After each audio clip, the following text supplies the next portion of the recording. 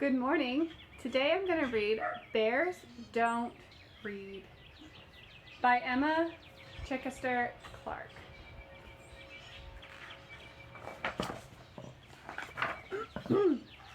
Most days, George sat on a bench at the edge of the woods and stared out at the distant hills. He wondered about life. Oh, life is lovely, he thought. Tra-la-la and all that. But is this it, he wondered? Is this all there is? His brothers and sisters never wondered about anything. They were perfectly happy chatting, fishing, doing the usual bear things, and telling the same old stories over and over again. But George was bored. He didn't want to do the usual bear things anymore. He wanted other things. But what, he wondered.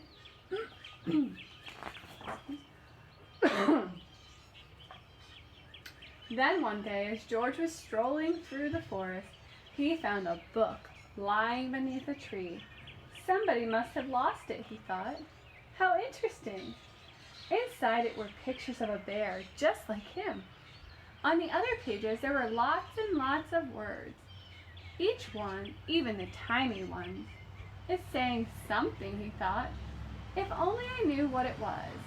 And this bear is having an exciting life, not like mine, George sighed. But then he had a brilliant idea. He rushed home to tell the others. I'm going to town to find the owner of this book and ask them to teach me to read, he said. You don't want to go there, said his brothers. They don't like bears in town. But I want to learn to read, said George. That's just silly, said his sister. Bears don't read. Why can't you be happy doing normal bear things? But George would not be put off. He waved goodbye and headed towards the long road into town with the book under his arm. George walked for a whole day and a whole night, stopping to rest on a grassy hill, under the sparkling sky. Before he slept, he opened the book again and gazed at the words. Already he felt that the world was a more interesting place. The next morning, George rose with the sun. By midday, he could see the town in the distance. He smiled. It looked lovely. There must be so many people who know how to read there, he thought, and lots of new stories they can tell me.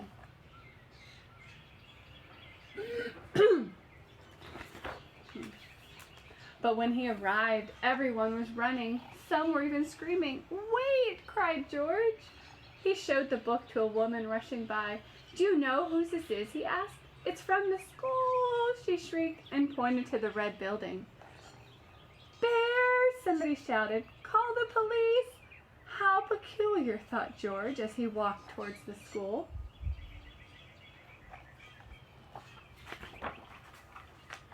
Inside the school, there was complete silence. Where was everybody? George peered over the desk.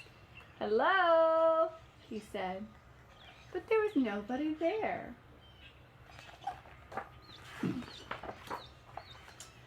Suddenly, there was a shout. Freeze! Hands above your head! George was surrounded by policemen. Oh, what's the matter? He asked nervously. You're a gigantic grizzly bear, shouted the chief of police. That's the matter. They moved towards him, holding up their shields. Poor George. I don't want any trouble, said the chief.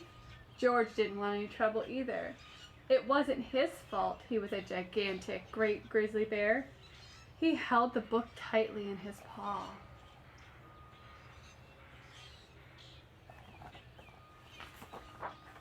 Just then, the doors burst open and in walked a little girl called Clementine with her mother. Hey, cried Clementine, that's my book, and that's the bear in my book. This is a dangerous animal, roared the chief. Stand back. He doesn't look dangerous to me, said Clementine. No, said George, I'm not that sort of bear at all. I was just hoping someone could teach me to read. Silence, the chief roared. But Clementine wasn't listening. "I'm learning to read," she said. "We could learn together, couldn't we, Mom?" Clementine's mother looked at George. She could see he was a perfectly nice sort of bear. "I don't see why not," she said. "So you'll take responsibility for this bear, will you, Madame?" asked the chief. "Certainly," said Clementine's mother. "And there's no need to shout." She held out her hand to George. "Very pleased to meet you," she said. "Delighted to meet you too," said George. George moved into the summer house at the end of Clementine's garden, and each day after school, Clementine showed him everything she'd learned. It wasn't long before George knew all the letters of the alphabet. George didn't find reading easy at first. Even though he tried hard, he often made mistakes. But luckily, Clementine was a kind and patient teacher. Sometimes the chief came to see how they were getting on. He brought a book of his favorite poetry to read aloud to George.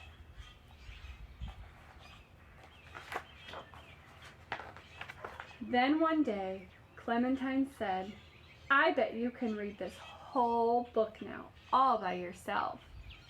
George opened it and began. "Once upon a time, there was a large brown bear who found the book lying under a tree.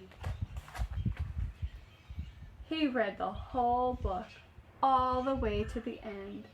"Bravo," said Clementine. "We knew you could do it." And for George, that was just the beginning. The end.